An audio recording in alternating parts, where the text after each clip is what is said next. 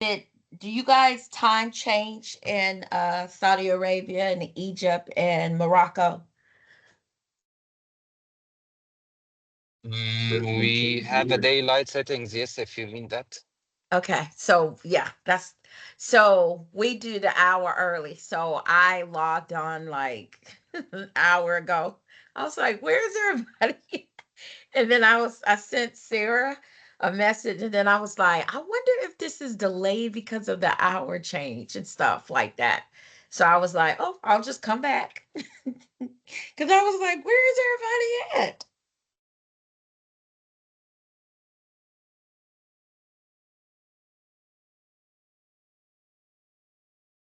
So the hours changing just now because I think for us it was last month, like the last semester or something, not Yeah, last it month. changed. It was an hour ahead. So normally it's 7:30. Well, 7:27 here, but it's now 8:27. And where Muhammad is, it's probably 9:27 because he's Eastern Standard Time. And so I was Okay. like wondering where everybody was at. So I logged on, I sent emails to people. I was like, oh, it's the hour change. It's probably gonna start an hour early. So class, instead of it being 7:30, it's gonna be 8:30. So Professor, here in European Union we changed it, but in the bit later than the United States. We changed it okay. in the last week of March, our Okay. time as well. Yeah. Uh, I say in the United States, but I know that some states do not change. For example, I was studying at Arizona State University, and Arizona State, except one city, they were not changing their time. Yeah, I They think were not. it's Yeah. I'm not sure what city that is, but In Phoenix, they were not changing their time, but I most of thought the it was in states are. Arizona. Yeah. Yeah. Yeah, most of the states are changing in beginning of March, like I think first Sunday or something like that, March. And we do it in the last Sunday of March.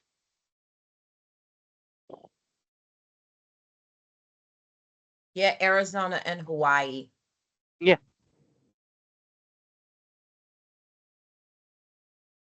I remember because constantly we were receiving emails because most of my colleagues was in different states and they were changing actually time, and the university was not changing, and they were sending us emails to be aware that university is not moving, so not to miss any lecture. Okay. That makes sense. We're just gonna wait a few more minutes here. And as always, happy Ramadan to all of you. Happy Ramadan. Thank you.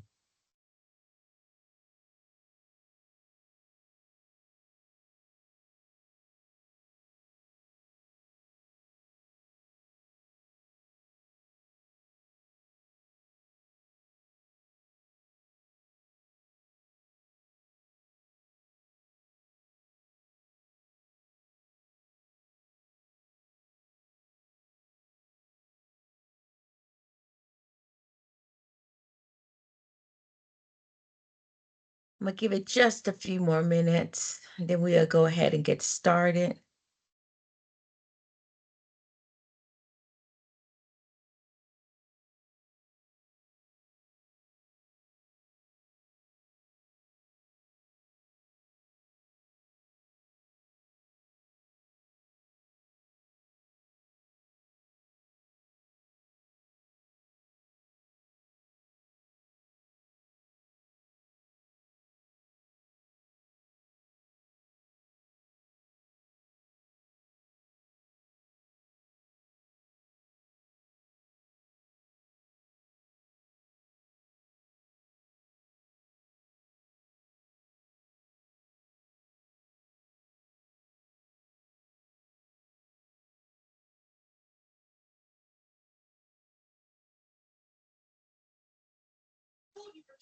Hello?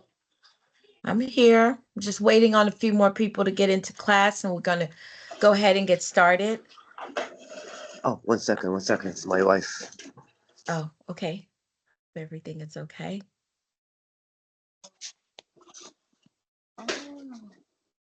Okay. Hello? Hello. Yes, hi, good morning. Good morning. We're going to give it one more minute and we're going to go ahead and get started because we only have 16 students. This class technically has 32 students, one more person logged in. Good morning. And Okay. normally we have about 24 to 25 people. Mhm. I want to do a recap and go over where are you with any missing assignments because I normally grade. So after class today, I'll grade and get caught up. I know some of you reached out to me during the week and said, hey, I finished some assignments and I'll get those graded today. Mhm. We're going to talk about chapter 7 and 14 not being part of the test. The test is 30 questions. Mhm. We're going into next week, chapter 11. And Uh-huh. so we only got a little time left, guys. And so to all of you who have not finished your papers, you need Yes. to get your grades in because this class and you Mhm. won't have a lot of time to come back and say, hey, Virginia, I need to do this. You need to get your assignments current and up to date. And I've Yes. also reached out to some of you because you're doing the case study questions instead of the end of the chapters study and Mhm. challenge questions. Those Mhm. are the questions that you need to do. It highlights it on your syllables. I've highlighted in your announcements. So I Mhm. want to make sure that everybody is exactly where they need to be. I have a few meetings after class with some of you to kind of go over some things. Mhm. Uh, I am also doing a seek to understand because I want to know what are you hearing and reading from my communications versus what's being done to make sure you're aligned and you're successful. So before we get started, does anybody have any questions? Because we're going to go ahead and get started. Yeah, please. Hello. Okay. Yeah, hello, doctor. I'm actually for week four. I already posted my assignment for week four, but until now not yet graded. Yani it's before time. I missed somehow the deadline, so I received one bad grade somehow. So after that, I re-upload the assignment, but not yet updated the grade. Okay. So Week I four. do want to say that I normally grade papers only on Sunday because it was so much. I was probably doing 40 hours of just focusing on this class and I Hello. teach economic. Hello, is somebody talking?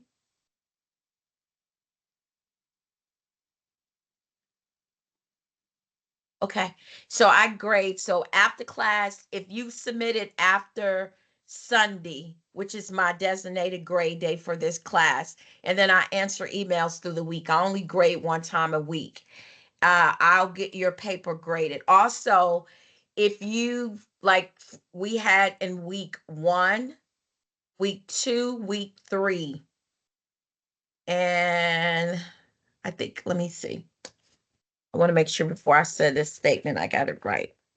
So we had week 1, 2, and 3 that you had case studies. And if you submitted your case study and it did not follow APA format, again, we are now in week 9. I'm going to grade it as it is because I've done sessions, recorded sessions, met with students. I've done everything to support you on what APA format is. Again, this is a master's program. You're going to have a master's thesis that you have to post. And if it's not written in APA format, you're going to risk not getting a good grade. Um, and so I gave examples. Some of you, I redone your papers to give you examples of how to do APA format. Some of you got charts, and that's not APA format. You can communicate your words, communicate a chart in words so that when I read it, I understand, because that's what papers do for me. It tells me that you understand the subject that we're speaking about. And so I'm gonna have to, I've reached out to some of you, said, hey, I'm gonna give you additional time. Hey, meet with me. I'm available these hours. Let's go through, walk me through the disconnect between what you're saying and the expectation. Some of you are knocking it out the park week on week. Just exceptional, great work. Because again, your test, it's going to be that's the one area that's going to be very black and white. Either your answer is right or it's incorrect, and you're going to be graded on that. And so your assignments are such a mass piece of your grades and stuff like that. And so making sure you're posting it on time. Just because the due date is the end of the class, that's only because the tool that we work in, if I put an end due date, then you won't be able to post. And so the school recommend that we don't put a due date, but that does not mean that that paper is due at the end of class. Your assignment for this week, you have until the next Monday to get it posted.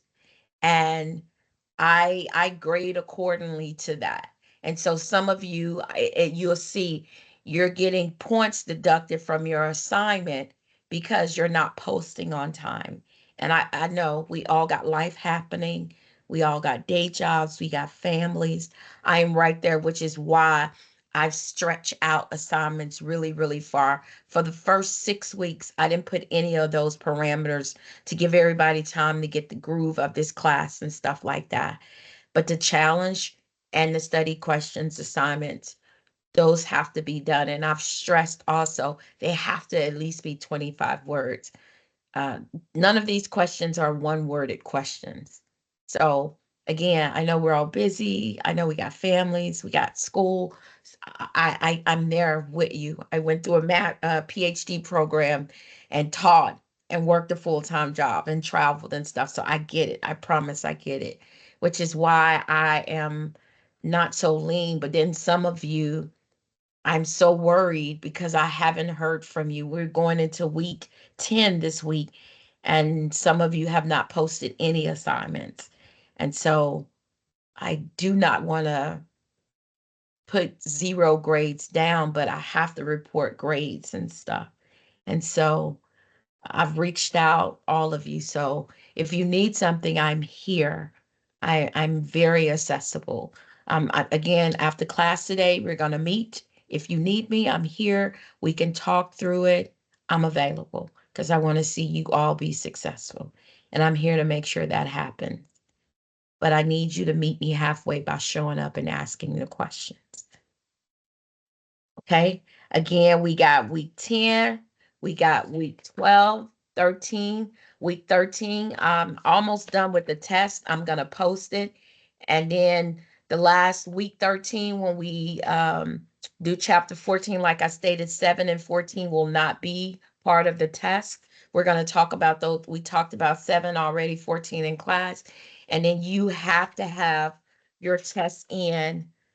I have by April the 14th by midnight, our time. So that'll give you guys like an extra day because all final grades have to be in by the 16th, right? And so I have to get those grades in and stuff. So I just want to make sure everybody understands. And you can see your grades and stuff like that. So if anybody got questions, grades are always posted. All right. Hello? So yes. Yes, sir. I believe assignment for week 6 is duplicated.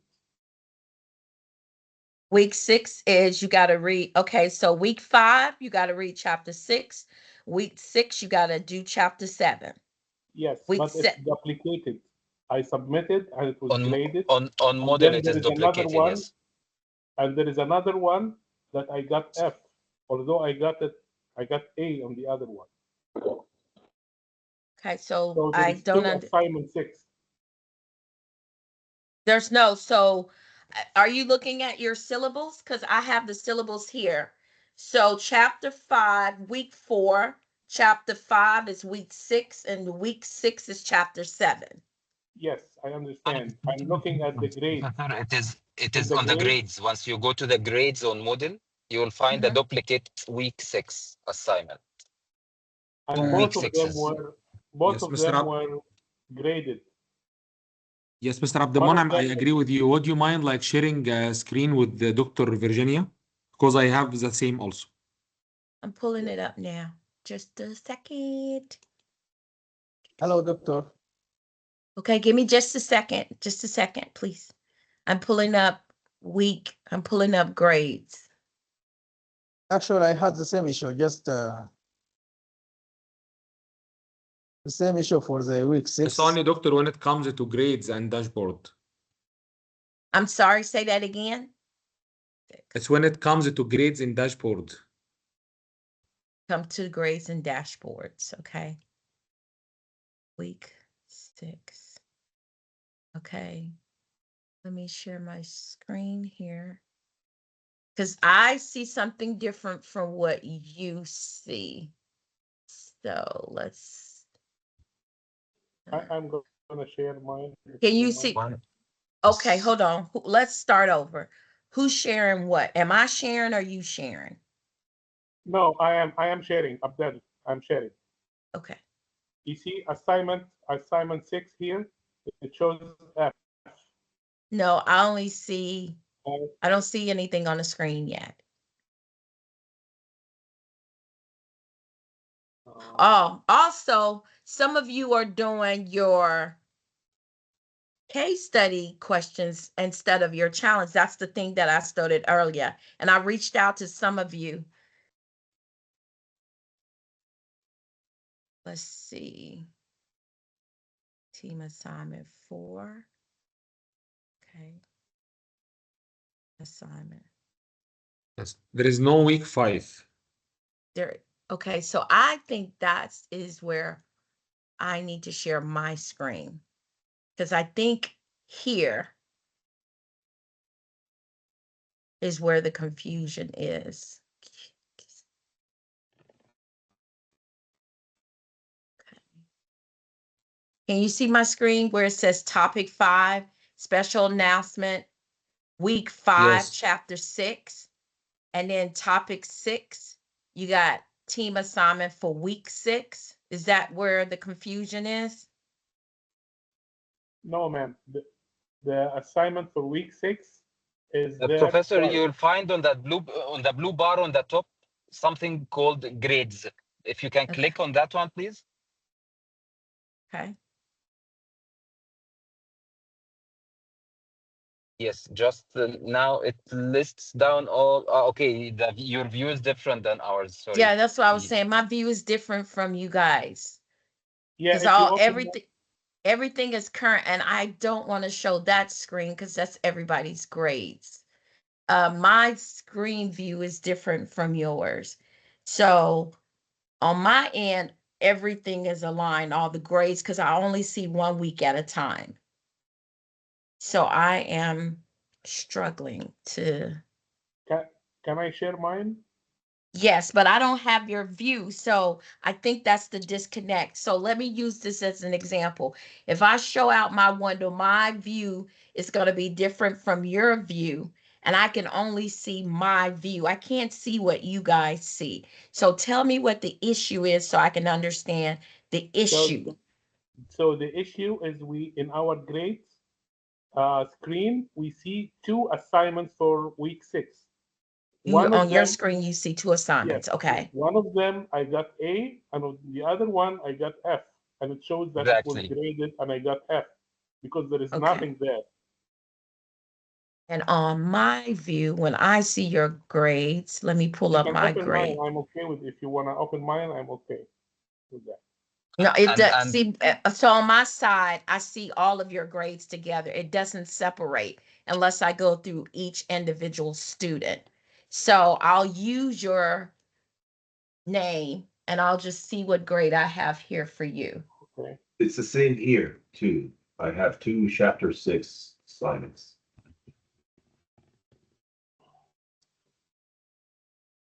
So I don't design it or anything like that. I only have one view, and I don't see a F on my side for you. Maybe somebody from administration can fix this for us. Yeah, maybe If you're you need listening. to submit a ticket because I don't see that. I'm just looking at your grades. You don't have an F on my side. Okay. Now, there are Okay, zeros because some assignments have not been graded. And if you haven't posted anything, then that's the grade that's there. Dr. Virginia, I believe this is like related to the student affairs themselves. It's regarding the system itself. Since whatever you grade, it's not appear in the dashboard. So that may be it. So that happened with all of us. So like So I have submitted Yes. assignment 5. I have submitted assignment 6, 7. So you have been graded 5 and 6 and 7, but whatever mentioned in the grades is totally different than what already you have been grades for us. So like it's a technical issue maybe. yeah, because I'm looking at your grades. Yep. No zero. Now there are zeros because assignments have been graded, but everything else, because you got a 75, one assignment, 100, you got 85, 100, and then what assignment is this? This is week 6. So week 6. Doctor, in your view, you can check topic 6 and topic 7. Okay, yeah, I'm looking at it. So what is it? Guys, I'm going to have to go back and take a look at this from this view to correct this. Let's see. This is week 4. Is this an edit right here? No, that's a single view. All the problem is in week 6 only. Others are okay. So let me go back in and take a look at this from this view and see if there's something that I need to correct on my end. Also, again, I do want to make sure I'm stating that if your paper is not in APA format, just because you submit it, I will not give you credit for that. If it's not, whatever the class parameters are, if it's not, then I will grade you for that. And at a master's level, I will take off more points for that because because I asked, do you normally write in APA format? Like, how do you write papers? Is that like an unusual thing, writing in APA format? Is that just a North America style of writing? No, but many of us just started the thesis course this semester. So we are not used to it. I think APA format is not the practice all around the world. That is, if you are so how do like you that. write papers? If you were to write a paper and it's not in APA format, how would you write a paper? No, Do any of you have old learned APA papers that you format can? during this studies, during the master studies. Like all the at least some of us had 6 courses before, some of us is having 4 before, and all our assignments before were submitted in APA format. It was requested to be submitted in APA format, and we were learning on those assignments actually. So, but you have undergrad degrees, so do you not write an APA format in undergraduate degrees? No. No. I didn't. Okay. A long time ago. So what style of writing do you write in the undergraduate program? Freestyling. I'm sorry, freestyle. I Freestyle. don't. That's not a manjo of writing. Because I if understand, you write a but we don't. paragraph, What but how I'm do you saying, write a paragraph? what I mean is that we don't have like most of us, the English for us is a second language. It's not a first language. So some of us were studying in Arabic, some of us were studying in English, and there was no one to like scrutinize our text or type of writing, basically. So that is why we are just writing. Like it's academic writing. Yes, we are using academic vocabulary. But you With can write in your native language and translate it into English. Because we use basically there's Google Translate. I do it all the time. I work with students from other countries. They submit it's a student here submit their paper in their native language, and I just translate it into Google Translate. And it's still like, that's what I'm seeking to I agree. understand, because I agree with you, doctor. But Google is what I'm trying to explain is that we didn't learn to write in a certain style. Everyone is having his own style of writing. Like we didn't study a style of writing. okay. I'm seeking to understand that. I need to, I'm trying to process that, because for me, writing is writing. It doesn't matter the culture, writing is writing. So I'm trying to understand, how do you translate the world in words? How do you start a sentence? Do you not, did you not in grade school learn subjects, pronouns, adverbs? No, no, we know. No, this is what I'm trying to say. Like, if you are asking that we are following certain style, we are not. We are just doing a proper English writing. Like, we know how to structure a sentence. We know the grammar. We know the pronouns. Like, everything is well known. But Okay. formatting, if you are talking about a specific formatting style, we are unaware of that. For If you formatting. if you if you if you're using Google Translate to translate an academic paper, it certainly is not going to be up to what it's need to be. Google Translate is not going to have necessarily the best word choice equivalency in the English language translated from another language. I mean, it is going to really rely on how accurate the software is.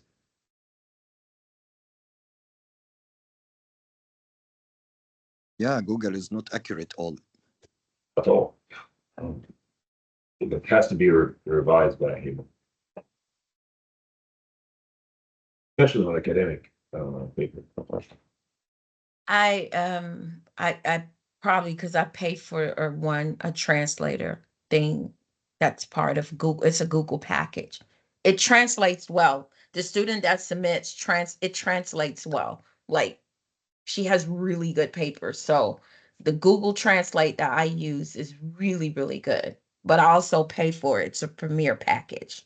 So okay, so I will not be able, because unfortunately I do not teach English. I will not be able to, um I've provided some examples. So if I'm gonna do some APA videos, and I'm gonna just walk you through sample with what that is, because I mean, class is almost over, and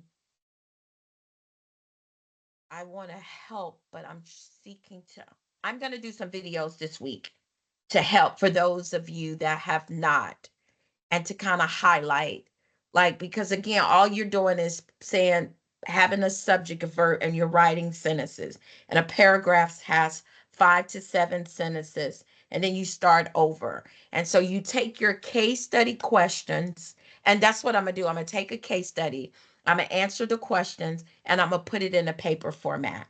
And I'm going to try to record myself writing a paragraph and see if that will help to better understand APA format. Because for the first 3 weeks, it was 50 points for the study and challenge questions together, and then the case study that gives you 100 points. And then from week 4 all the way to the end of class, of course, it's 100 points. And then during your for week 12, you have your case study, and then you start working on your test. And then chapter week 13 is just your test. And you got to get it in by the 14th of April. So I'm going to, just to show you to be set up for success for your other master classes and stuff like that. But other than that, I will also look at week 6 here to see where the disconnect with the grades are. Because I do see in this picture here to week 6. So I wonder, and it looks like one of them can be deleted. So I'll make sure I delete the right one, because when we go back to, and this is a short chapter, so we're going to get started in a minute. So when I go back to mold here, sorry, I got like a ton of screens up. I only see, so I wonder if I did something, because I did have to build it out. Let me see. Topic 1, topic 2, topic 3, topic 4. Okay. I wonder if what threw off is topic 5. Let me see something here. It was announcements. I think that's what grades. Well, that's all those classes are graded. And I'm going to go in and see topic 4. Why are you showing 2-6? I think it's this.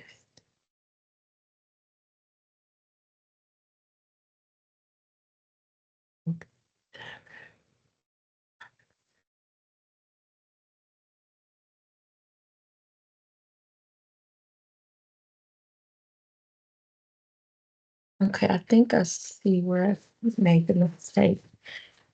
And let's look at topics 5, 6, and 7. So as soon as class is over, I'll jump into that. Okay, we're gonna go ahead and get started. Let me know if you can see my screen.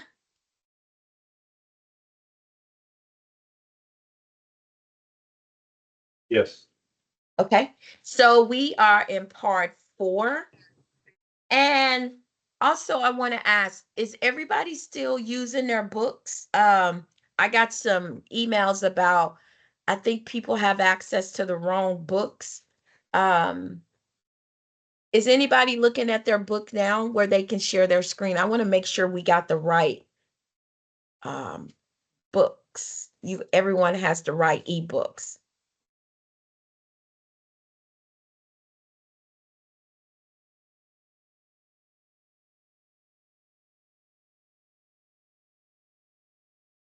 Does somebody want to share so I can make sure? And Z, you had a question. I see your hand up.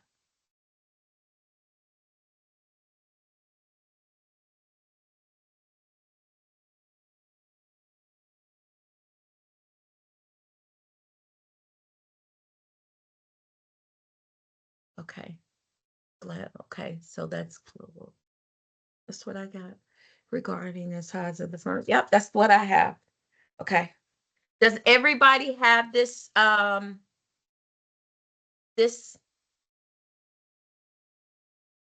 chapter? I think everybody's leaving for breakfast. Okay. No, not yet. No, Yes, we doctor, do I'm have. here. Unfortunately, we are almost, most of us are in Saudi. We are driving back home now, so we are attending from the mobile, actually, the lecture. Okay. Okay. Well, if you guys need to drop off, please do what you need to do. Okay, I'll check on Z later and see if she needs anything.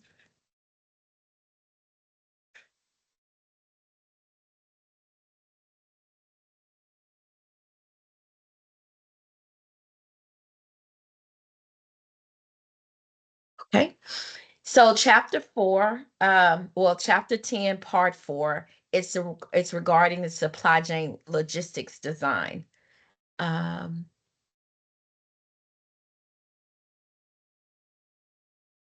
And this is chapter 10. This is actually, I think, one of my favorite chapters because it talks about globalization. And so we're going to go ahead and get into it. Like I said, this is a really small chapter. The last couple of chapters in this book are really, really short. So this would be an opportunity for us to get super, super engaged. Okay, so let's just start. As you know, I like to ask questions about what's going on in the world. So, like, I want to realize something that I saw. I saw this the other day and I wanted to share it with you guys. So, give me just a moment here to pull it up. So, do you know how much I was looking at this? Look at this. It says that in 2023, the U.S. imported goods and service at almost, well, if you round it, it's 14% of the country GDP. And so, what do you guys think is some of the top products that the U.S. imports?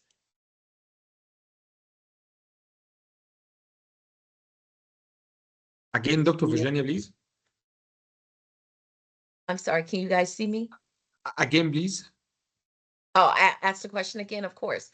I said, what do you think are some of the top products that are imported from other countries in the U.S.?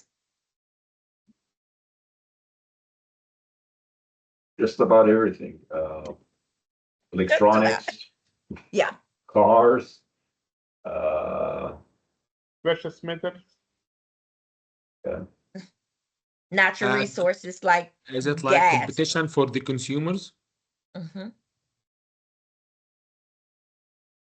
So the top imports are cars are number one, gas is number two, broadcasting equipment. I thought that was interesting. Broadcasting equipment, computers, of course, and then motor vehicles and parts and accessories. And something else that I learned. So it was this week where companies like Honda, companies like Nissan stated that they are going to build because of the tariff. As you know, it's been proposed. It's been pushed back again another like 20 days, 30 days. And that's because with all the big talk that we're having in the US about tariff, guess what?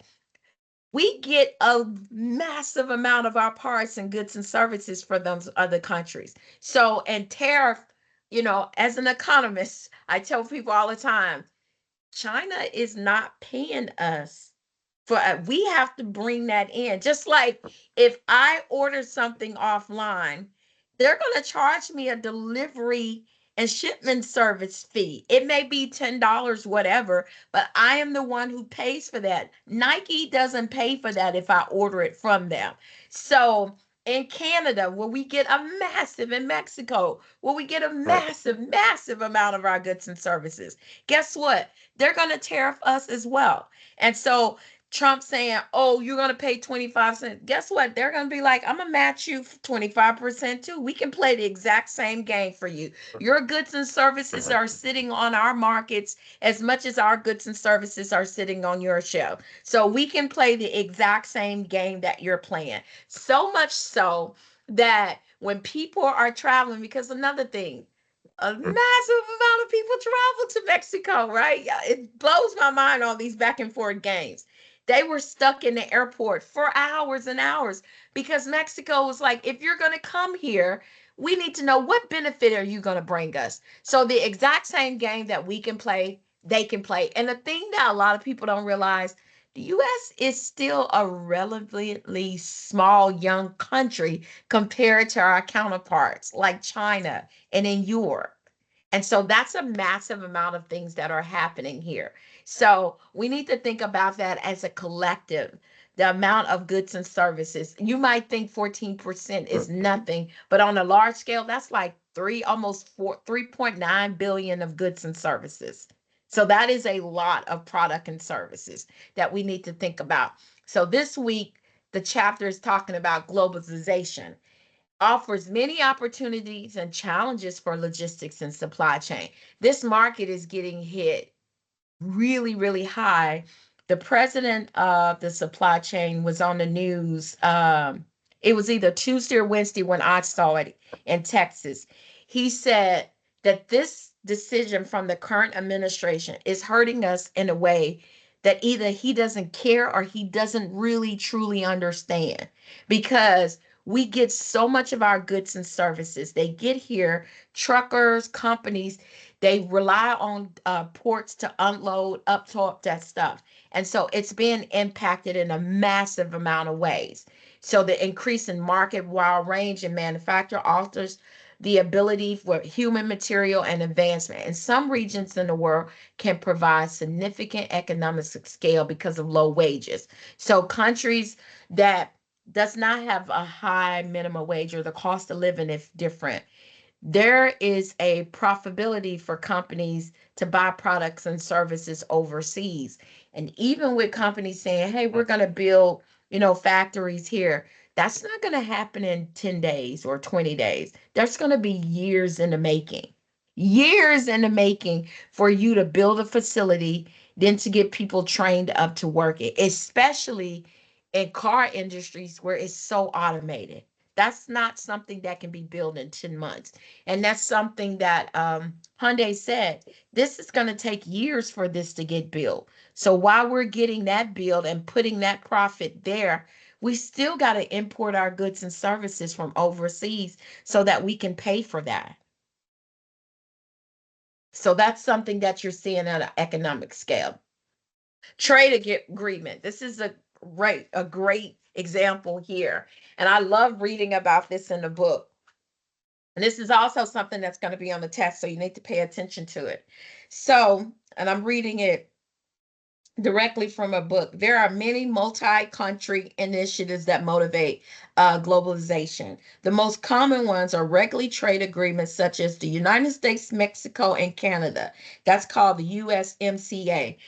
We're tariffing somebody, we have a trade agreement on, and we've had this trade agreement for decades in place. And these and the European Union, which is the EU, and the Association of Southeast Asian Nation, that's the ASEAN. In most cases, these trade agreements are designed to promote economic and security cooperation amongst its member countries. The development of these regional trade agreements facilitate and enhance global economic development in a number of ways. So these are agreements that we have in place with them. So never had this type of issue. And so that's why a lot of people are very concerned. First is to enhance and regional economics development by increasing economics of scaling. And what does that mean? Rather than requiring each country to have its own plant and supply chain, trade agreement allows regions to take advantage of product and operations synergies. And what that means is that I don't need to necessarily have cars manufacturer that builds doors, because in Canada they have them in shoes, and this trade agreement allows us to partner together to get those doors for vehicles. Second, these trade agreements reduce cross-border infiltration related to difference in customs and regulations between countries. Prior to the development of the EU, it was not uncommon to have transportation vehicles stopped and inspected 5 or more times. This stop and inspected increased the cost and the delays related to supply chain operation. So what happened was countries in the EU like France and Saudi Arabia, all of them said, hey, what we're going to do is check to make sure that these products are safe, it doesn't have chemicals that's going to endanger anyone, and all the other different burials that happen, so that we can get that from here to here in 7 days, which allows us to meet the expectations of our consumers, both abroad and both home. And so that's why the EU and having this trade agreement is so important. Third, this trade agreement often allows firms to reduce or cancel due to tariff. Ding, ding, ding, ding. As an example, in the US, charges due on some goods imported from Canada and Mexico. These dues increase the price by the goods by the percentage of the duty. From that perspective of the country charging the duties, right? It's sitting here telling us the country is charging the duties, right? The objective of the duty is to raise revenue for the government and to protect the competitive industry and the home country. However, since duties can be established by both countries, they are often tit for tat, meaning compares duties are established from both countries, right? So this is just perfect. This example is so perfect in the tariff, right? You charging us 25, we're going to charge you 25, tit for tat, right? This is in supply chain 100%. And so there's nothing unique happening except for the consumers are going to be the ones that feel the rift. Because think about it. Most elective officials, we're paying for their salaries. They're living on our dollars. It's so easy. They're living on, we're paying for their food, for their clothes, all type of things. So they have no true understanding of the direct impact that's happening to us, the consumers. So this tit for tat that's currently going on with the US and everybody else, we're the ones that are paying for it the most. And to say to consumers, oh, you're going to feel that impact for a couple months so it can balance out. It won't ever balance out because it's always going to be tit for tat. That is why usually politicians feed the public in order to have them, pass these kind of policies. Mm-hmm. What the U.S. is doing is actually self-inflicted wounds right now. Most American companies are structured to be globally uh, designed. Like most of Ford manufacturers in Mexico, a lot of parts also comes from Mexico. I work for Lexus, and a lot of our cars come from Canada. Now, if you start imposing 25% increase on this, and you just go and actually ask the customer, okay, we're going up $6,000 to $10,000 or $12,000, then that's going to be a problem. And at the same time, the U.S. does not have the infrastructure really to have all these factories coming back. And the Nope, reason they I'm do saying not. this, now, the reason I'm saying this is right now Toyota is building a factory in Liberty, North Carolina. And I happen to Mm-hmm. be the person that is actually deliver their employees' vehicles to them when they are all their engineers.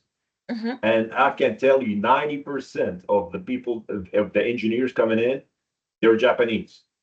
There's Mm. probably less than 5% of them are Americans. So I know according to the immigration laws, they have to do enough due diligence to find engineers in the United States before they actually get them from Japan. And obviously, Mm-hmm. they're not getting enough. That's why they continue to bring more and more from Japan. So really, to just start building factories over here when you actually are about to close the Department of Education is doesn't make any sense. I agree. I totally Yeah. agree. I totally agree because the US is not number one in math and science. So No, so not even close. not even close, exactly. So I totally agree with you on that. Um, global supply chain integration. And so this is basically talking about how do we integrate the supply chain across North America, across the Europe market, Mexico, Canada. This is the process here. And it talks about domestic logistics, focusing on performance movement and storage activity to support supply chain integration. And then it talks about global logistic must supply operation and various of different nations, because what we do here is probably not, I'm not probably, I don't want to use that word because it's so secondary. What we do here in North America will not be done in Mexico, China, none of those markets. And so with that being said, that's why supply chain integration is so important from one country to the next. How are we successful? Next, we talk about logistics on global economics. And this is talking about, it's a statement in here that said in 2021, the last available estimate logistic cost in the US was, what am I writing here? Let me see what that number is. Was, that four shouldn't be here. So sorry. Was 1.5 trillion. My goodness. In 2021, the last available estimate logistic cost in the US was 1.5 trillion or 7.4 of the US gross domestic, that's the GDP. Oh my goodness, that is a lot. That is a lot. In terms of complexity, global operation and contrary to domestic operation are characterized by increasing uncertainty, increasing variables, increasing regulation constraints, decreasing control, decreasing visibility, uncertain results from great distance, long lead times, and decreased market knowledge.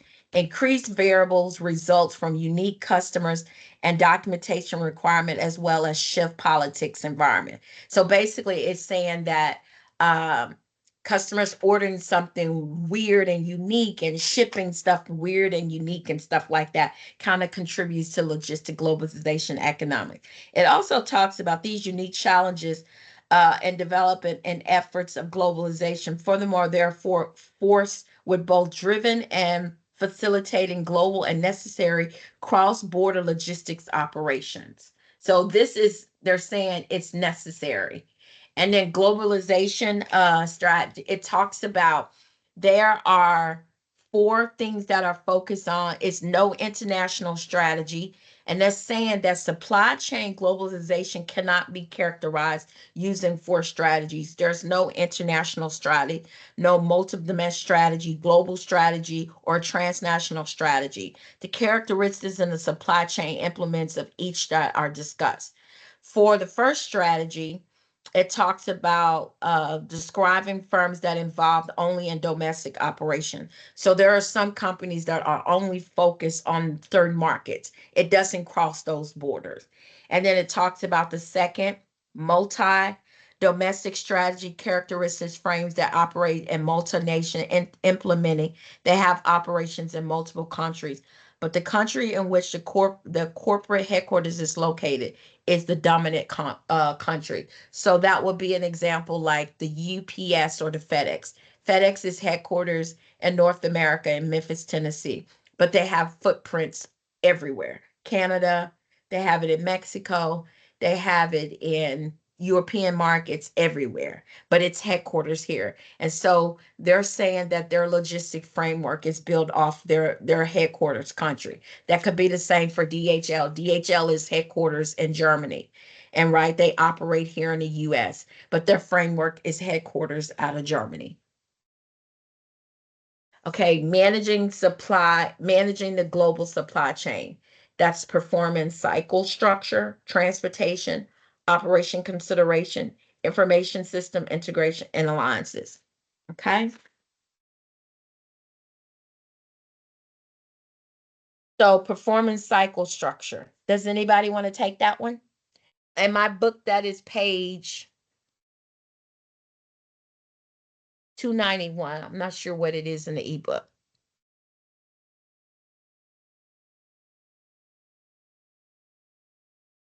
Okay, I'll take it. The length of the performance cycle is a major difference between domestic and global operation. Instead of 1 to 5 transfer time, it can be 2 to 10 days performance cycle. So like when you order something and it comes from another country, it may say 2 to 5 days. But in actuality, it's 2 to 10 days based on what that product and its life cycle time from that country to the country that the product is being delivered. Transportation. The U.S. initiative to deregulate transportation during the early 1980s has extended globally. Four significant global changes have occurred: intermodal ownership, operation privatized, and Carabots agreement and infrastructure constraints. Give me just a second here. I want to highlight something for us here. So why do you think this is really important? This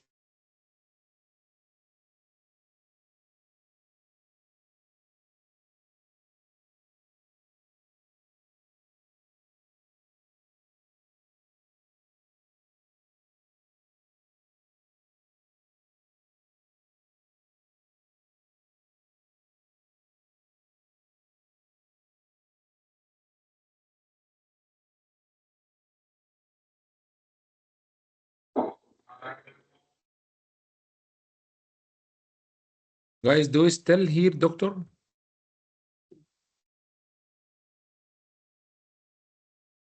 تقريبا disconnected صح؟ Yeah. Yes, I got kicked out, guys. I'm sorry. Welcome back. Hey, I'm so sorry. I was like, yeah, welcome back. did they kick me out? Did I get kicked out of the favorite club? I'm so sorry. So this is going to be on the test. So I really want you guys to pay attention to that. Why do you think managing the global supply chain, right? Look at this: performance cycle structure, transportation, operation consideration, information. Tell me, why do you think this is important? Because there is a lot of uncertainty. Okay. Share more with me on that. I mean, the procedures across the borders might be different from one country to another. The requirements might be different. Uh, Shipping and lagging in shipping, and I mean there is tons of problems that can occur at any time. Okay. It's not only that, some companies also doesn't ship or doesn't sell their products to certain countries except through a third party. Mm-hmm. Like, In a so perfect world, actually globalization create efficiency because you can use cheap labor somewhere else and cheap resources from somewhere else, manufacture somewhere and then sell in somewhere else, and you got perfect world. However, when you got somebody like Trump comes and put a wrench in the middle of that process, that creates instability. It breaks the cycle, it breaks the whole idea of globalization efficiency whatsoever. You know, something else that it helps with, and this is from a legal perspective. I was reading something the other day, and they were talking about how, trafficking and different illegal things happen here. So having a process in place where you can kind of weed out those type of things is also another thing, that's why they call it operation consideration. In the book, it talks about like legal, making sure, like you stated, Muhammad, it's consistent across from one country to the next. Because what supply chain realized in 1980 when they were trying to like monetize this, get everybody to kind of operate the same, a lot of countries came in and was like, no, you can't basically tell us how we need to run our side of the business. But what they agreed upon with the trade agreement and the European Union, they agreed that they would have at least these factors aligned to kind of mitigate some of that. That's why they have alliances with Canada, alliances with, European markets, with Mexico and things like that, to manage this, the global supply chain, because they understood that it was $1 trillion business, but it was also profitable on the illegal side. So what they agreed at the table was to say, hey, let's have these 5 steps in place to kind of mitigate some of those concerns.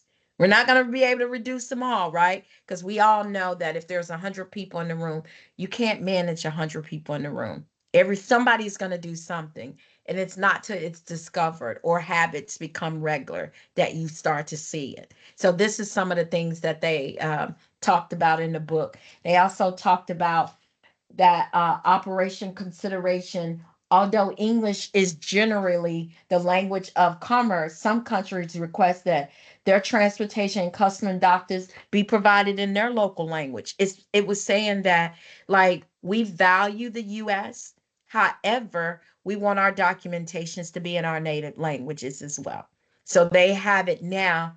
If you get a thing, it'll have your language, and then it has English, has Spanish, it has all those different languages, so that everybody can have access to the same equipment here. So that's why I love this part of the supply chain conversation, because it talks about the ability to collaborate and work together so that all parties feel heard. Okay. Let's talk a little bit about global compliance, because that's the next thing. Because basically, we just kind of talked about that. Why do you think global compliance is really important? I think because compliance to, I go don't ahead. get the term actually. Sorry, I just wanted to clarify. Compliance to what? Global compliance to what? So when you think about the word simply compliance, It's something that is agreed upon. When you comply with somebody, you agreed upon. So global compliance is here. It talks about why the previous section has discussed the benefits of challenges global supply operation. A major challenge for the global operator relate to dealing with customers when moving individual and products across international borders. This is where global compliance comes in. So in the book, it talks about all the different compliances. It talks about, and I want to make sure I read that. While countries have different regulations and requirements, the characteristics are similar. The following section discuss the different agencies like Custom and Border Protection in the United States. These are type of compliance regulation agency that works across different countries to ensure we are compliant when it comes to customer regulations. So does that make sense now? Yeah, what compliance Yes, is like? yes, Okay. So like even with in the US, we have what we call police officers. And if they stop you, you have to comply with their rules and regulations. Like you do it at when I was a child, right? Being raised by really strict African parents. They had some compliances that you was gonna follow or you weren't gonna be in their houses. So compliance is just, I'm sure as a parent, as a student, like in this class, we have some compliances. Assignments are due at a certain designated time so that you can get your grade and stuff like that. So compliance for me is just agreed upon. Compliance, a good example of compliance is like NAFTA. It's an agreement that creates stability, creates the framework so companies can go and put a plant in Mexico, plant in Canada, and use the advantage of both countries and actually create a harmony and stability. Then when you issue a tariff on a country that you actually already signed an agreement like like NAFTA with, then you're not compliant. You're creating instability and distrust. In addition to the previous history of weaponizing the dollar, it is really a combination of really forcing other countries to basically let's go somewhere else where we can do business peacefully. No, And Canada already, I think they started to retaliate to US. yeah, I saw an announcement saying that they cut some contracts with Starlink and they are punishing some American products. So they started doing their own trade war.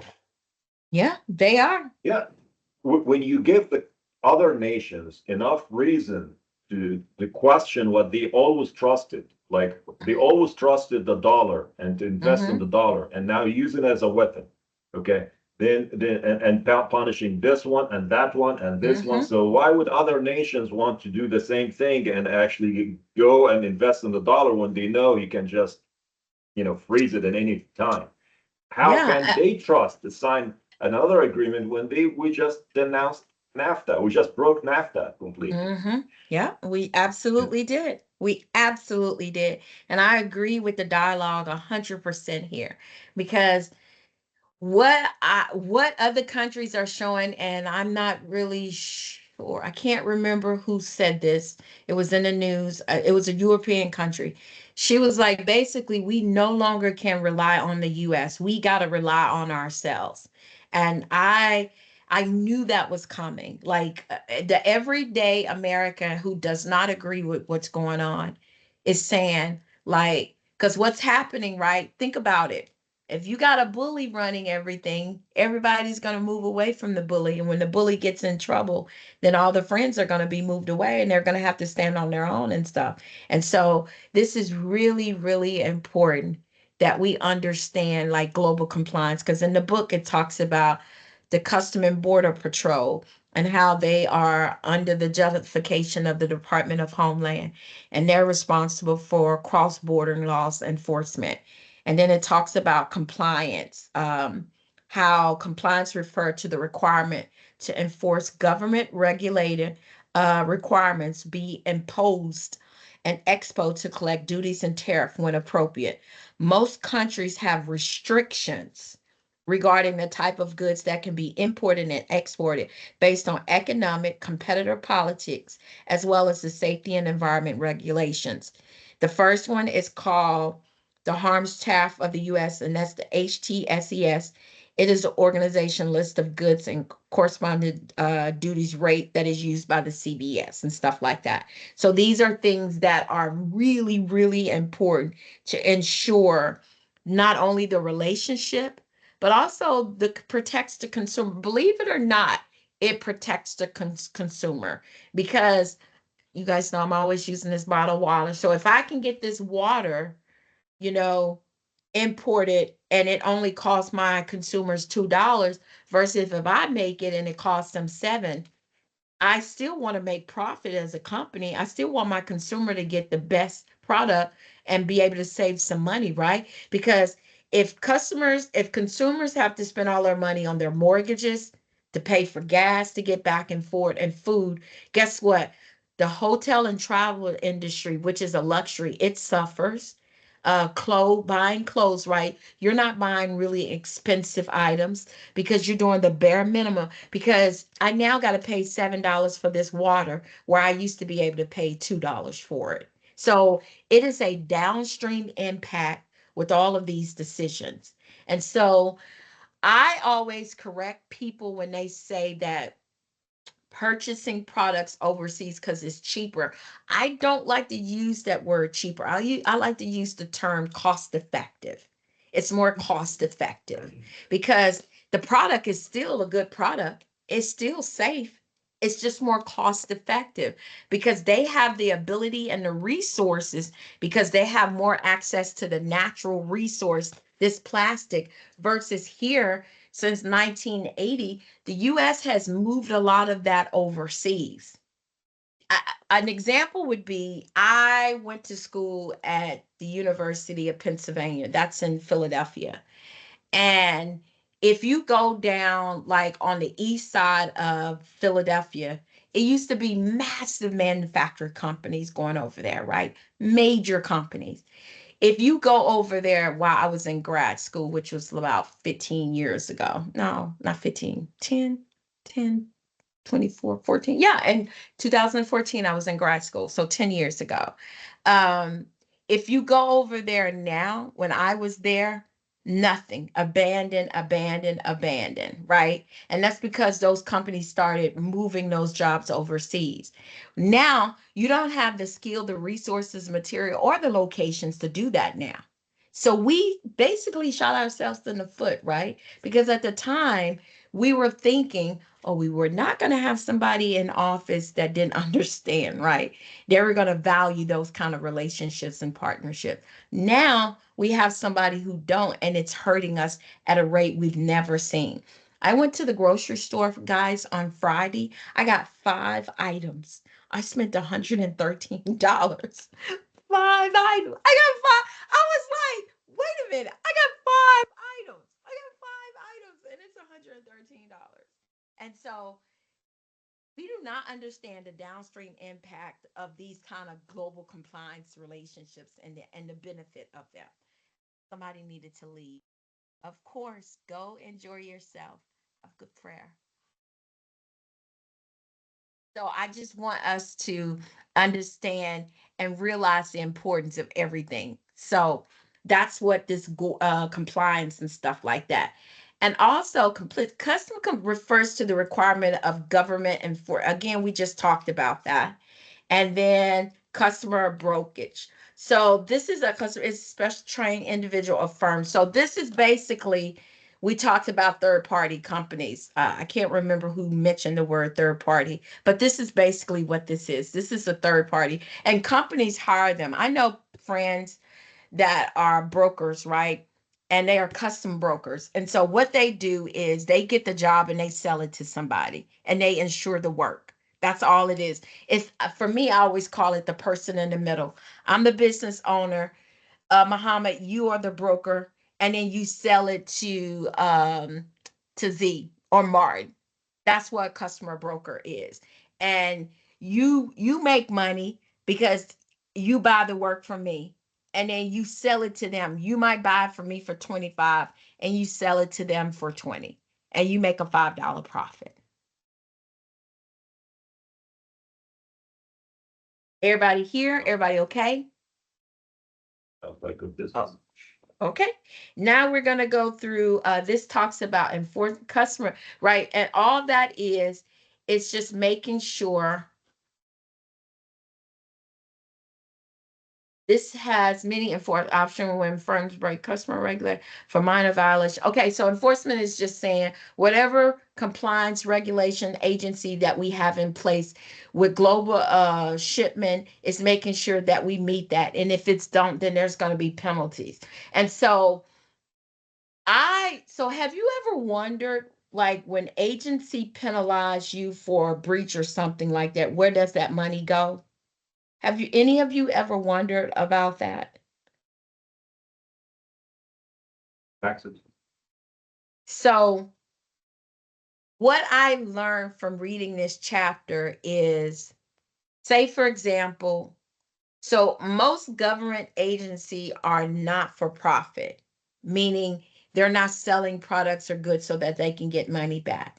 So companies like the IRS, right? Believe it or not, they are not for profit business unit. They're just responsible for taking taxes from the everyday worker and depositing it in the U.S. Treasury, which is what we have, right? And that money, so millions and billions and billions of dollars a year, right? So think about it. Agencies like, of course, any of you that need to leave for fast, I completely understand. Thank you so much.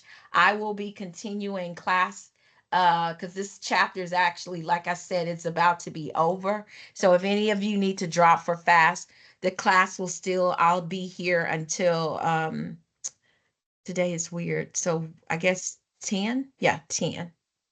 Yeah, to 10:15, because we started at 8:30 and it's a 2-hour class. So if any of you need to drop, no worries. I'm here.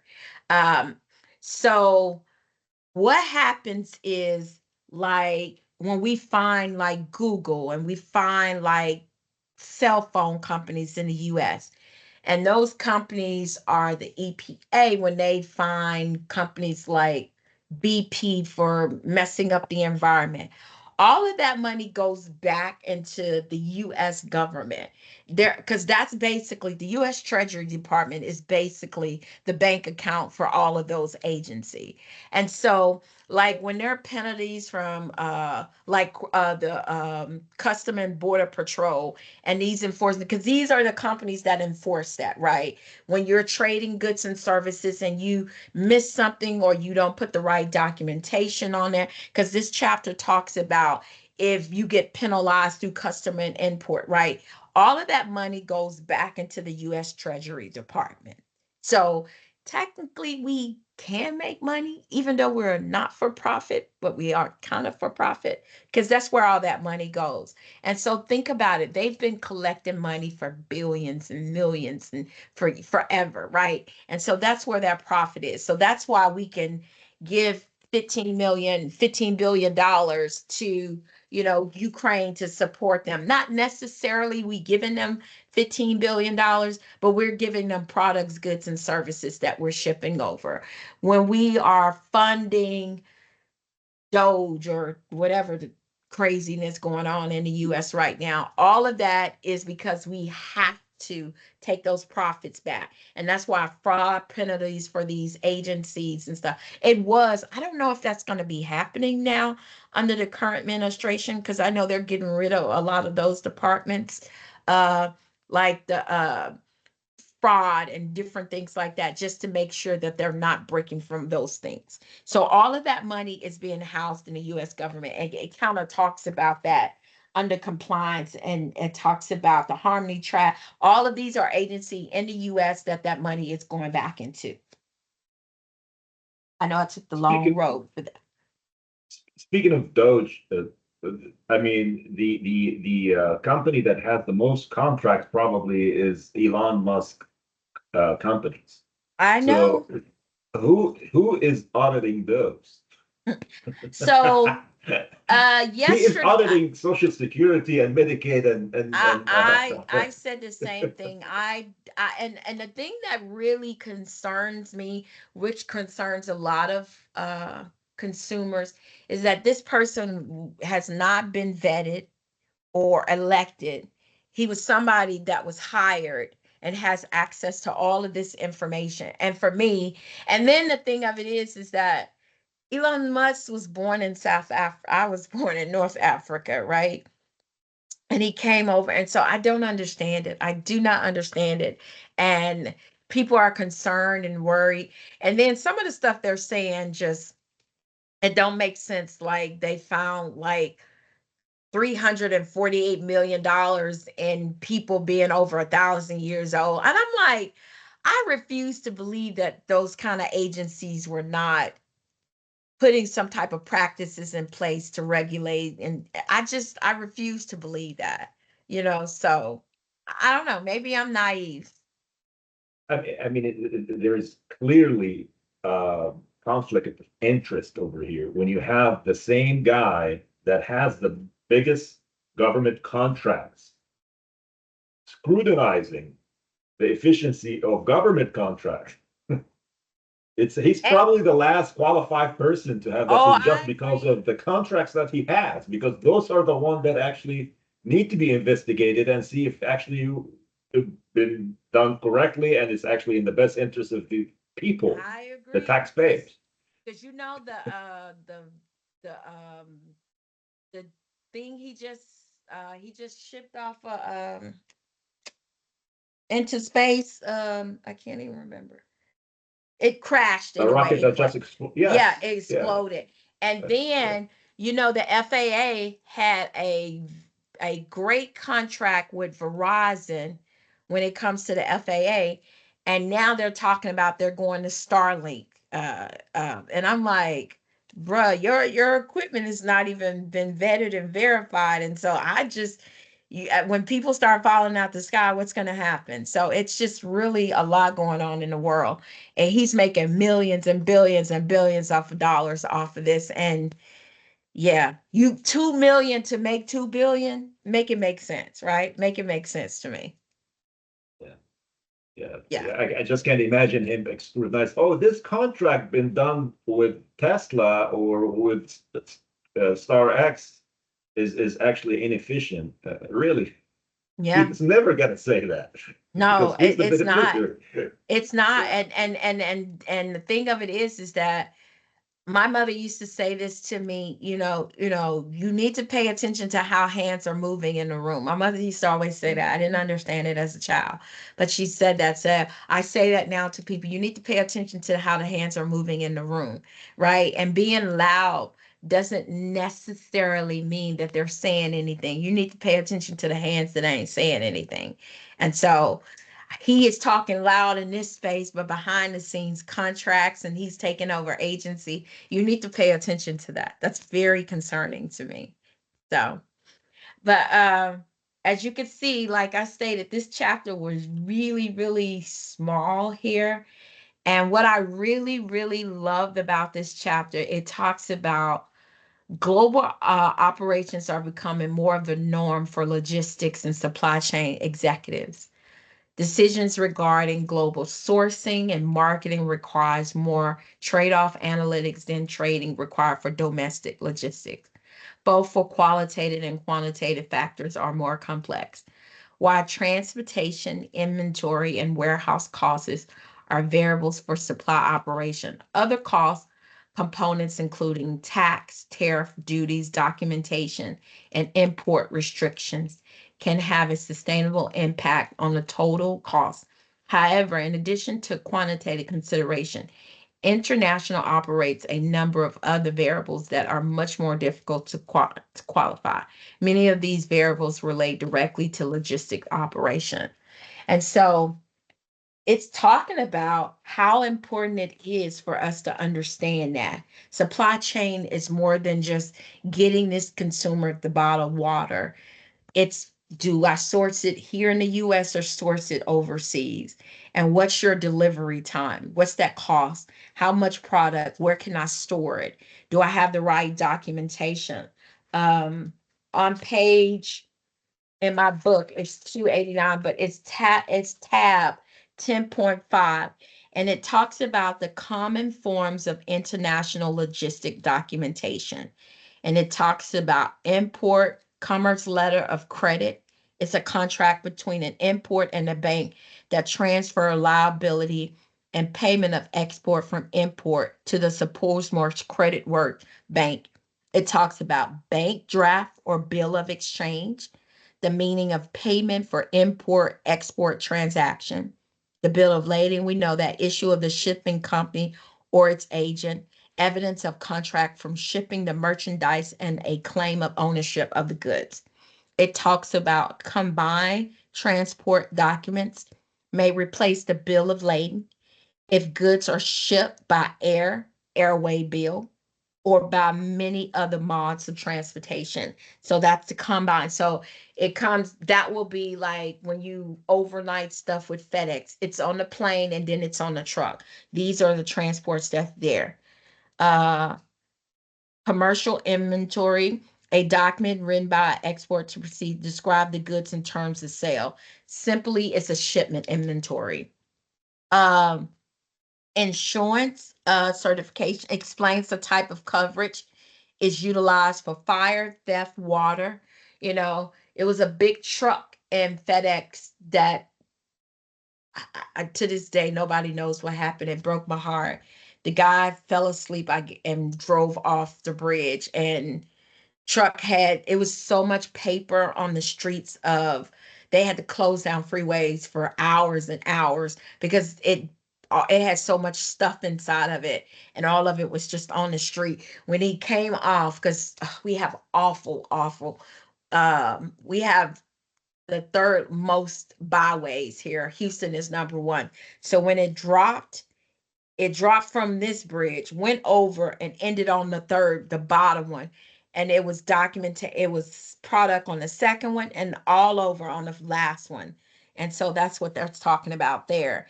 And then certificate of origin. Where does this product come from? Are there any government imposed on this trade or agreement? And that's on page 294 in the book, but it's table 10.5. That will also be in our test, so you need to make sure you have that, because I'm going to be asking you how many, what is it? Okay.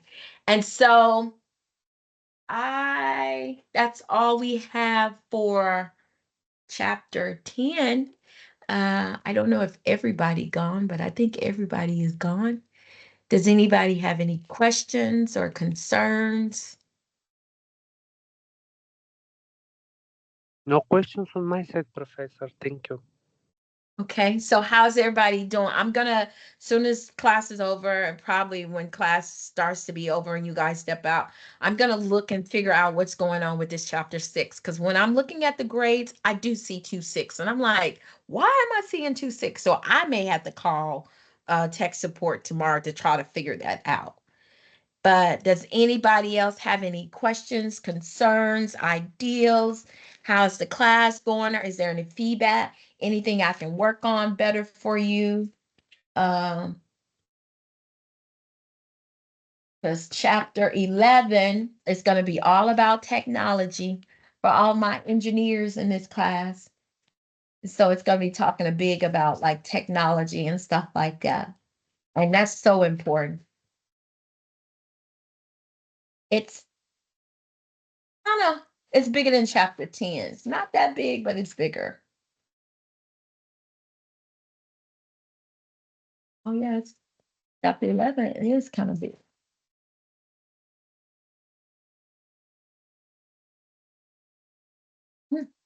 I Chapter actually 11 enjoyed is, that class discussion when it's related to current affairs.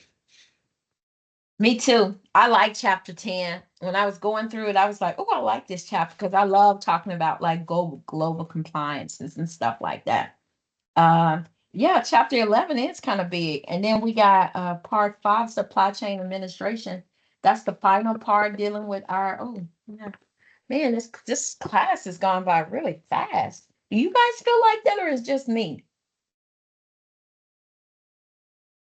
Yeah, Oh we yeah, know the chapter class. 11. Yeah, chapter 11 is The massive. whole life is going fast. Yeah, it is. It really is. I'm telling you, like Mondays is usually I go if I'm not traveling, because like this week I'm working in Austin, so I'll leave this afternoon, head to Austin, and I'll be there all week. And I'll be back Thursday night because I have to teach all day Friday for a program that I'm in. And so the week it's like over. It goes by so fast and stuff like that. And so I look up and then because when I leave here and I start grading papers, I'll look up, it'll be 4 o'clock. Because I'll my head will be down and I'll just be grading papers and reading and reading. And so yeah, so everything is moving super, super fast. And so yeah. But one good Time thing flies. about I know, right? So how's everybody doing with your other classes? Well, it's going okay. So do y'all have classes through the week or are they No, 100% online? just the weekends. Just the Oh, weekend, yeah. Only the weekend. okay, okay. So do you have another class before this class? Yesterday. Oh, yesterday. Okay, okay, okay, okay. I have thesis class. Okay.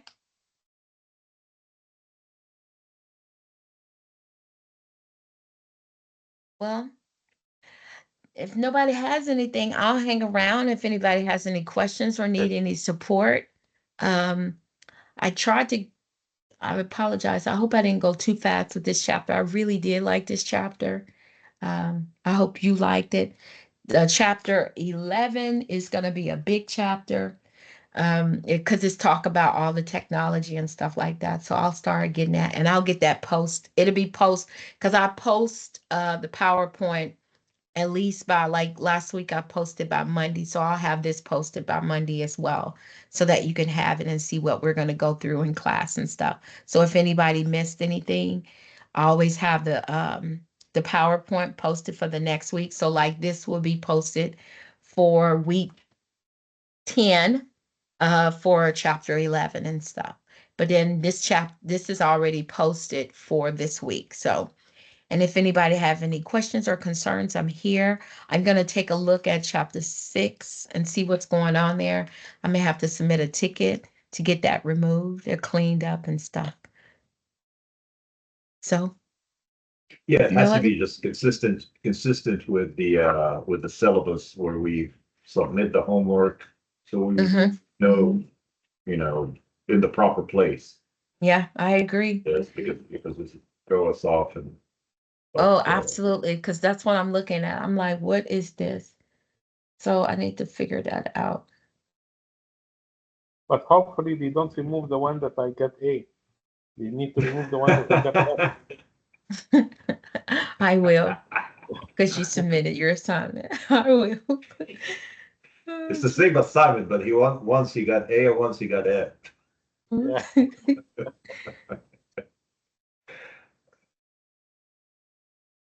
All right. If there's no other question, amazing humans, then have a good week. Again, I'll be around for the next 30 minutes because we still got 30 minutes. So I'll sit here if anybody has any questions and stuff because I'm gonna dive into this and figure this out. I'm good here. All right. Thank you. Have a Bye. good week. Be safe, everyone. You too. Bye-bye. Okay. Bye, guys. Thank you. Bye bye. Have a Bye. great week as well. Okay. Did anybody need to have a meeting with me or anything? I'm here if you need me. Okay, let me figure this grade stuff out. Why?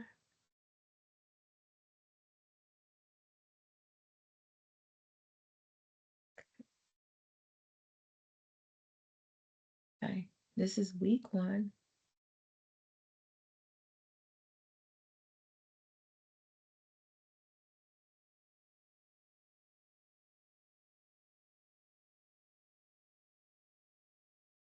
Hmm.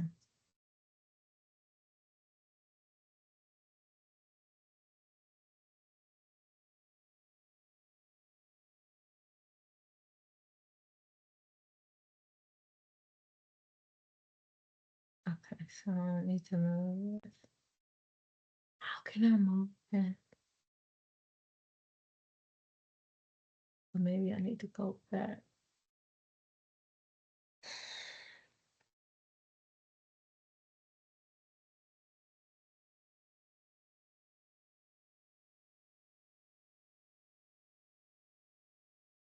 Okay, let's see. Okay, okay, okay, okay. Okay, okay, okay, okay, okay, okay. Let's see. Let's see, fun.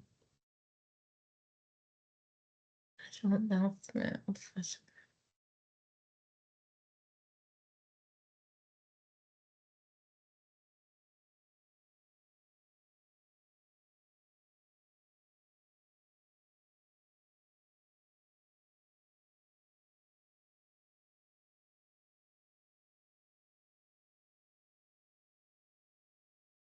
Uh,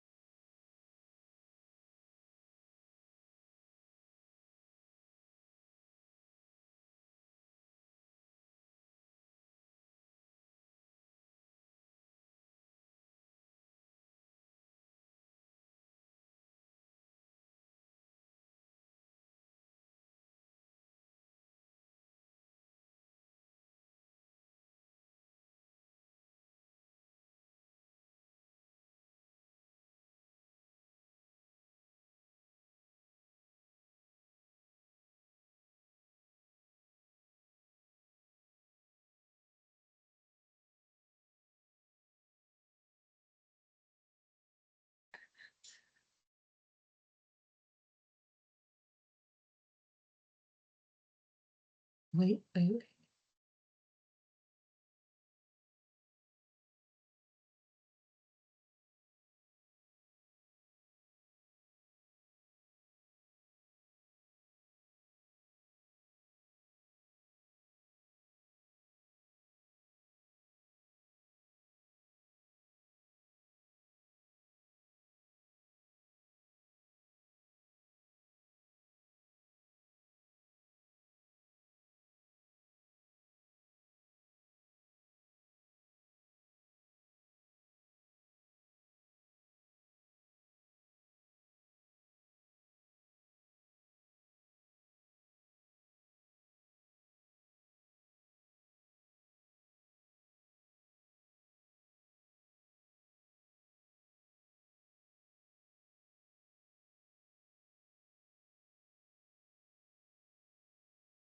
Hello, Dr. Virginia. Hello. Hi, how are you? I'm good. How are you? Well, I'm fine, alhamdulillah. Just everything is not in a proper way. I'm in Egypt in emergency leave for my father. Okay. And Is- Ramadan timing, it's iftar time, and you need me for a meeting, and I'm walking on the street. Okay. So I just wanted to talk to you. So let me give me a second here. I'm gonna go back. I wanted to. So, and if you need some time, this will be between you and I. We are at May the 9th, and it looks like when I went and did an evaluation of it, it looked like all your assignments, and I was like, ugh, I hate that so much. So, do you have the book? Yes, I have the book now since maybe 3 assignments before. Okay. Okay, so in your book, go to chapter 1. This is just so you can see the example. No, When you you are get asking about the book now or the book in general? The book now, no, I don't have it. I can't access it.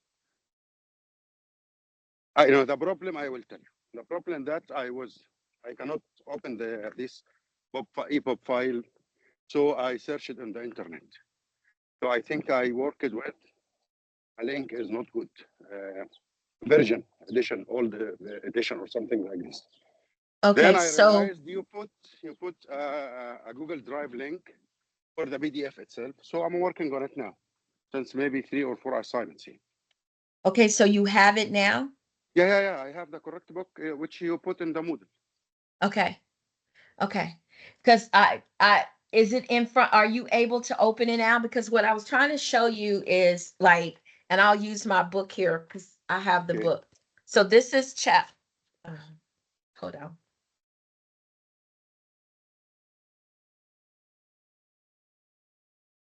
That's why I went back and changed your grace, because when I was reading your question, I was like, that's not right. And then I went back and I was like, so like here, you can see, remember, you see how Yes. this says chapter 1, right? Okay.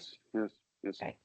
Okay. So at the end of chapter 1, I'm going to the end of it.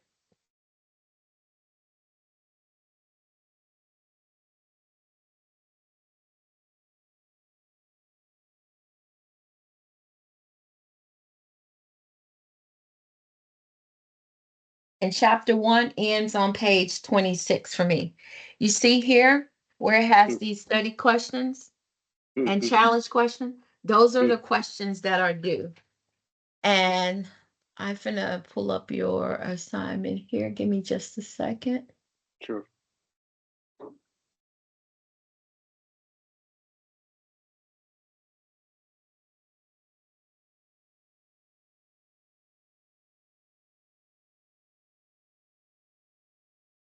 Give me, go this way.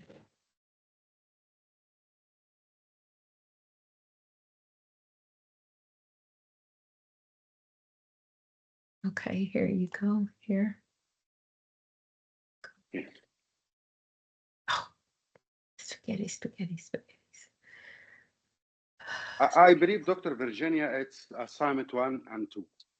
Maybe this is the problem for the Okay, hold on. Let me challenge. check something 2 Okay. with 3.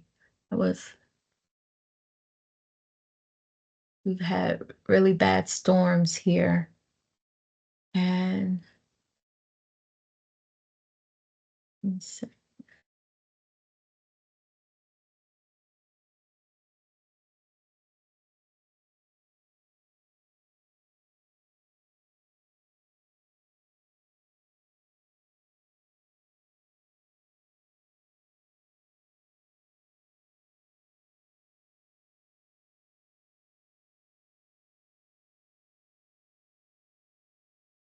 It's 3-2. Now this, what is this one? Study and challenge question. Yeah, that's not.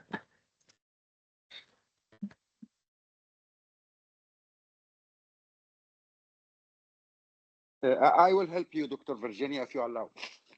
I'm sorry, sir. I got to pull it up. I just don't know the questions. Go ahead. I will tell you something. I will make the story short, and that's enough for you to take hard time from my side. I will return back to each assignment, and I will see with your book and Moodle, which you put us in Google Drive. If it is not the same question, I will resubmit again. Is it okay? Yeah. Yeah, Very good. it's chapter 3-2. I hope you don't have to do all this over.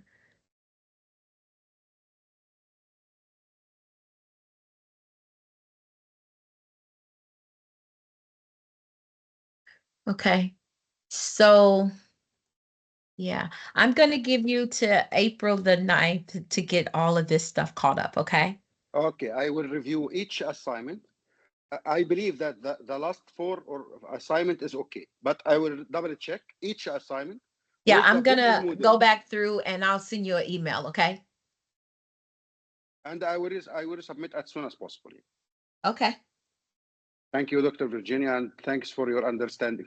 Of course. And if you need anything, let me know. And again, just send me an email when you get it done. I won't say anything. Just email me Okay. when you get it done, or if you do it in phases. Now, what you need to do is go in and remove what's there and put what the right thing that needs Yeah, to be there. And just sure. send me an email when it's done.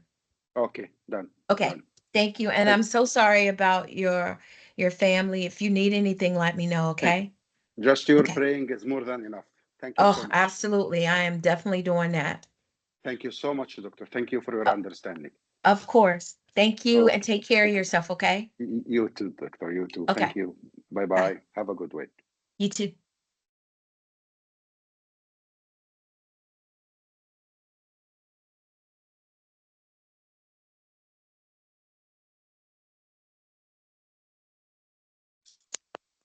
Dr. Virginia. Hello. How are you? Hello.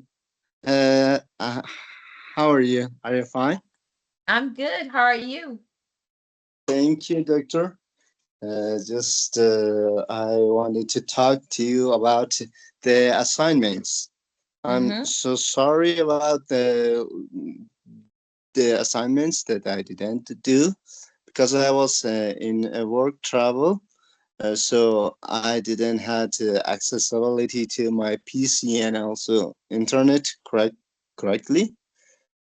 So uh, these 2 days I went to the model and there was some questions that I couldn't find. How can I do the assignments? I mean, I couldn't find the main assignment. Talk about okay, so for example, week one, after Yes, chapter one, do you have access to the book? yes, I have. Okay, so and we'll just take chapter one, for example.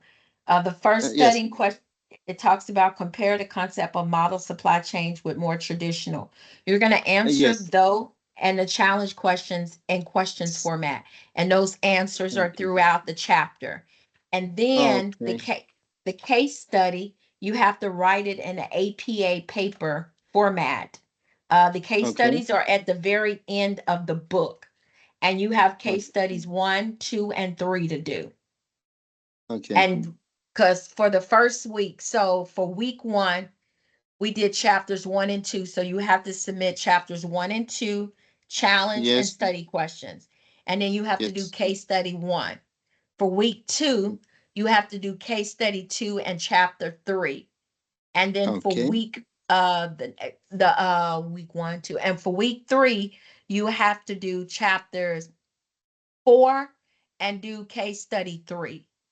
And then from there, you okay, just have to do the chapters because your team voted to no longer because they felt like it was too much work.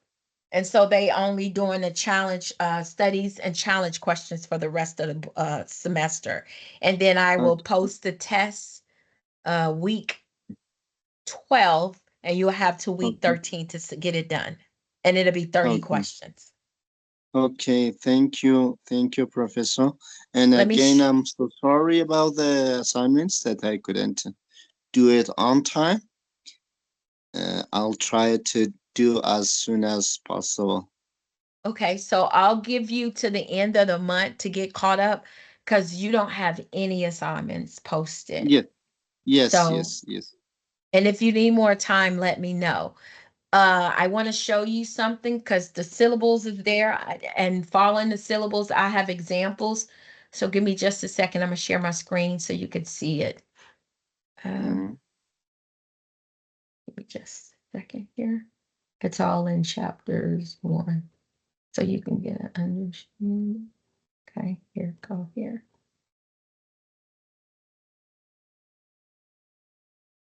Uh, Let me just a second, try to get it to-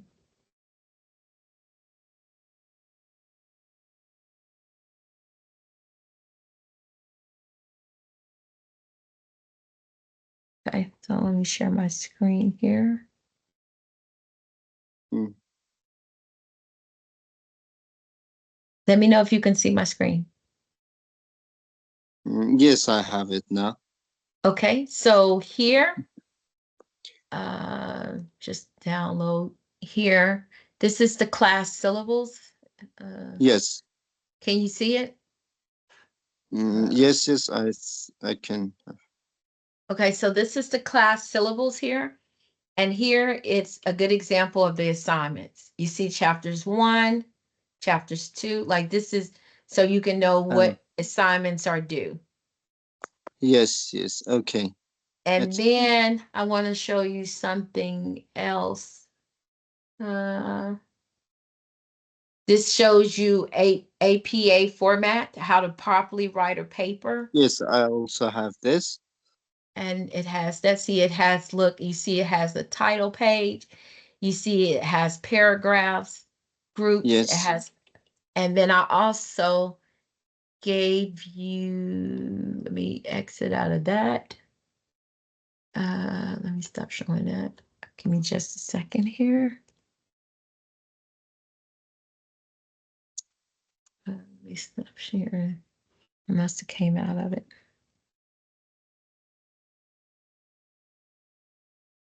Yeah, I came out. Oops, my bad. Sorry.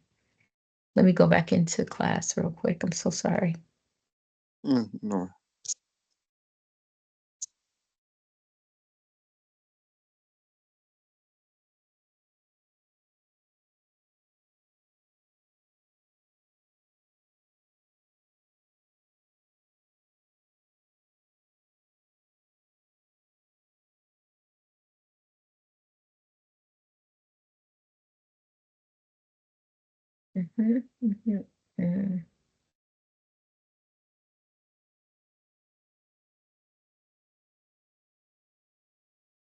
And let me share my screen here so you can kind of see proper. So this is an APA paper. And everything highlighted in yellow is just for example purposes. You do not need to highlight anything. Here says example of APA, see instructions in yellow.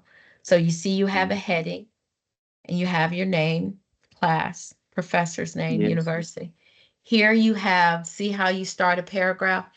This is the paragraph. Again, you're going to take your, let me just pull this up because I'm going to do a video on this. Let's just go here for now. Okay, so I have the case study for case study 1, which is talking about integrating logistics for SES/BAT, and that's the Specialty Engineering Service in the Boston Aerospace Group. It's telling you a story that happened for real. And then under here, it has some questions. So everyone was saying like, Professor Virginia, how do I write this paper? So I would paraphrase, right, which is what an introduction doing. And see here, I have over the past 4 years, leadership team have reviewed the findings, blah, blah, blah. And then I took some of these questions like diagnosing the SEG, right? And I would start to put them into paragraphs. And then I will combine them. See recommendations, my next, and this is just an example, not your case study. And I may need to write the case. I think I'm going to write the case study so people can get the example. That's what I'm going to do. And so, hold on 1 second. Let me write myself a note on that.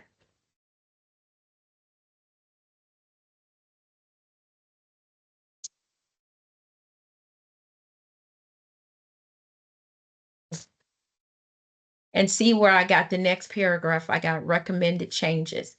Well, see here. Yes. I have everything in yellow because you got to properly cite your paper. I have change management is defined as a study. And then you see I have the author's name. And then here I'm just telling you, when paraphrasing your reading, you do not need to include your page number, right? This is a paragraph. It has 5 sentences. And then the next section. And then here, the next sentence. But here, when you get further down, I took a direct quote from like the book or whatever resources. And then I have the year and I have the page number. I got it off. And I'm only putting this here so when you use a direct quote, it is essential to include the page number. And that's what I have here. And then the Okay. conclusion, and then I have my references. And that's Yes. just an example to kind of show you. And I put that example there so you can see it. So your paper needs Yes. to, again, exclude anything highlighted, but it needs to include like this. So you don't need to put Okay, like Prof. graphs or anything like that and charts. That is not in an Mhm, APA format paper. Now, mhm. if you're doing some type of research or something, that may be a different story, but just basic APA writing a paper so that I read it and understand what you understand what's being taught to you. That's all that is. And that's going to be for your Okay. case studies. So you have Thank all you, those Professor. examples. Thank you, Professor. Thank you a lot. Thank you for Okay. your time. I wish I Of could course. do all of the assignments on time. Well, you're here now. You're back from traveling. You'll get caught up. Just reach out to me and make sure you post everything in its proper place and stuff. And then just reach out to me if you have questions or concerns, okay? Okay, okay. Thank you, Professor. Have a You're good very day and welcome. weekend. You too. You too. Have a good week, okay? Okay, thank you. Goodbye. Okay. Bye.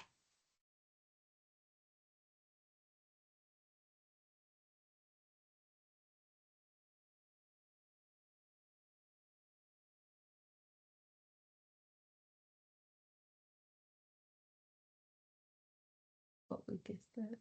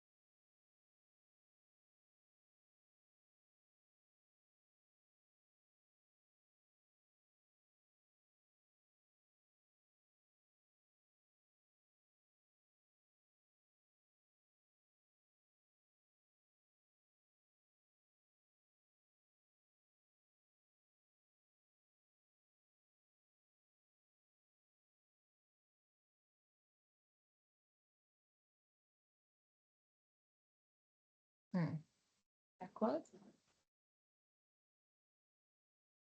Oh, it's here.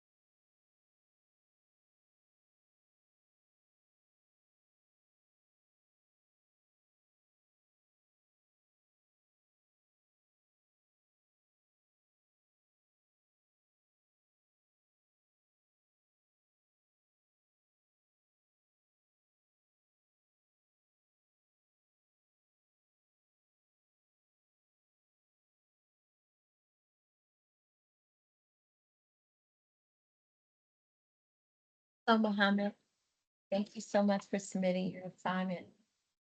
You did the wrong questions. You're supposed to do the questions at the end of the chapter and not the question. The questions at the end of the case study are supposed to be part of the case study that you're writing about. Please set up a meeting with me on Sunday so that we can go over this to ensure success. Or you're going to have to resubmit all your assignments.